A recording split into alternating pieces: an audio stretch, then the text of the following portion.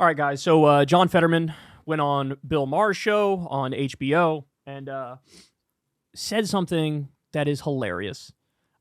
I don't think Fox really knew how people would interpret this when they ran this article. But look at the title. John Fetterman tells Maher that near-death experience freed him to speak out and says progressivism, quote, left me. So in other words, after I got brain damage, I became conservative. Thank you, John. This is what many of us were saying. I felt like an asshole the first time I said it, right? I felt like a dick. But I said it. And lo and behold, later on, he says it. John Fetterman appeared on Real Time with Bill Maher and explained his political evolution since being elected, insisting that progressivism left me. Real Time host Bill Maher began the interview Friday by showering the freshman senator with praise for repeatedly bucking the far left wing of the Democratic Party. By the way, let's be clear. The reason why Maher now absolutely loves him is because John Fetterman is one of the fiercest defenders of Israel that you will ever see. In the midst of the genocide and the ethnic cleansing, it's, bro, they're not doing anything wrong. I don't even know what you're talking about, bro.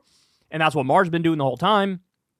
And so he sees one of the only other people in the country going as hard in the paint as they are for Israel, and that's why he respects him now. Quote, when I see you, especially the last couple of years, you speak so freely, Maher told Fetterman. By the way, I love that it's like, the bigger the asshole you are and the more loudly wrong you are, the more, you're so brave. It's so brave of you to be so wrong on this. It's amazing. Quote, you speak like what politicians who I get on the show who aren't in politics anymore, the ones who are out of office when they can be honest, and that's the way you speak now, and it's a beautiful thing. You speak for a lot of Democrats that are afraid to say a lot of stuff. I mean, it's a lot of release for a lot of Democrats to be able to be like, thank God someone's actually platforming that. I would love for them to get more specific. What are the things that the silent majority of Democrats believe that he's the only one standing up? What are the things? Well, we know the things that he's pivoted to the right on. I mean, Israel's the most obvious one where he's just super far right-wing on that issue. But the other one, I think, is immigration, right? On immigration, he used to run ads talking about how we're a nation of immigrants and immigrants are good for the country and we need to welcome them with open arms and read the quote on the Statue of Liberty and blah, blah, blah, all that stuff. And then now, bro, it's not like if you're against immigration, you're bigoted. That's not even true, bro. He's just totally changed his tune on that. So what specific issues? I would love for them to elaborate further. The liberal comedian then asked Fetterman whether his shift in various policies had anything to do with his recovery from the 2022 stroke, asking if his near-death experience had given him freedom. Quote, absolutely, Fetterman responded. There's a line from the first Batman. Joker's like, I've been dead once already. It's very liberating. It's freeing in a way. And I just think after beating all of that, I just really want to be able to say the things that I have to really believe in and not be afraid of if there's a kind of blowback. Maher then asked him to explain what he meant when he stated last year, quote, I'm not a progressive, I'm just a regular Democrat, and how he separates himself from progressivism. By the way, he says that, but if you go back and look at the stuff he was saying when he ran for office, he was very clearly saying I'm a progressive. He's a guy who supported Bernie Sanders. And now he's saying I'm just a regular Democrat and I always have been. No, you weren't. You said you weren't back then. Quote, I didn't leave the label. It left me on that. See, this is Maher's bullshit too. I haven't changed. They've changed. Really? Guy who supported Bernie Sanders in 2016 and then Amy Klobuchar in 2020? You didn't change? You didn't change. He's the only person in the country that went from Bernie to Klobuchar. That is by definition a change because she's significantly further to the right than Bernie Sanders is. You can't say you didn't change when that's the reality of what you did. During the Bush years, he was super anti-war, super anti-Republican. He was railing against the tax cuts for the rich and the torture and all that stuff. And this is just not him now. He doesn't talk about universal health care. He doesn't talk about being anti-war. He doesn't talk about raising wages. The idea that he hasn't changed is laughable. I didn't leave the label. It left me on that. After what happened on October 7th, I really knew that whole progressive stack would be blasted apart and there would not be any kind of way how the Democrats are going to be able to reply to that kind of response. What are you babbling about? And I really decided early on that I believe that was going to be the right side with Israel throughout all of that. Democrats would continue to peel away any kind of walk away from standing with Israel on that. Well, Jesus Christ, he could still barely talk. So look, brain damage is still there. And maybe that's why he's further to the right. According to him, that's why he is.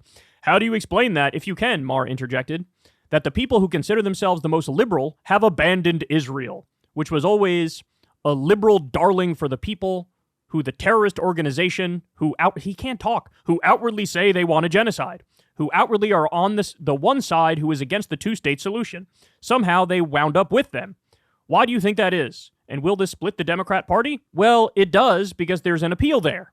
I think you talked about that last week. You really hit with the gender apartheid. Some of the most progressive and left parts of the Democratic Party are standing for the kind of side that have kinds of organizations like Hamas or these kinds of nations that are no rights for women, and they say, he can't talk. Jesus fucking Christ. I will sum up in one sentence what he's saying. The progressives are actually with Hamas, and I don't like that. All right, I'm going to put this as simply as possible. The thing that progressives are objecting to is 43,000 dead Palestinian civilians, 16,000 dead women, 10,000 dead children, torture that has been exposed in article after article and report after report, torture from the IDF against innocent Palestinian civilians, including being anally raped with hot rods. This is what's been uncovered. Carpet bombing of civilian areas, bombing UN buildings and schools and hospitals, doing a total siege where you cut off all the food, the fuel, and the water. This is what progressives are objecting to. By the way, you know what else progressives objected to? The massacre of innocent civilians on October 7th. So in other words, the progressives are what we'd call consistent. I have a general rule that I apply across the board. Don't kill civilians. It's a very simple rule. But John Fetterman lies, twists it, spins it, and says, no, the left just loves Hamas. And that's why they're taking the position that they're taking. Well, no, that's not true. But I can't help but conclude you love IDF terrorists based on everything you've said every step of the way. It's not like John Fetterman hasn't been informed of the thousands of war crimes committed by the IDF. He knows about them, and he supports them.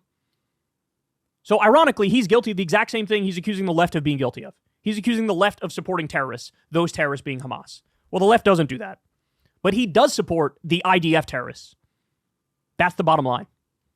And of course, Bill Maher thinks that's brave. Why? Because in his mind, Israel equals the beacon of light and the civilized Western values against the barbaric, savage values of the Muslim hordes of the Palestinians. He's got this stupid worldview of black and white, good and evil. And of course, the good guys are the ones that are carpet bombing babies. But somehow we'll spin that. This is who these people are, man. This is who they are. So yeah, they could jack each other off all they want about how special they are and about how, bro, we're just truth tellers. I love how anytime somebody breaks with the left and starts to pivot to the right, it's, oh, what a brave, courageous truth teller.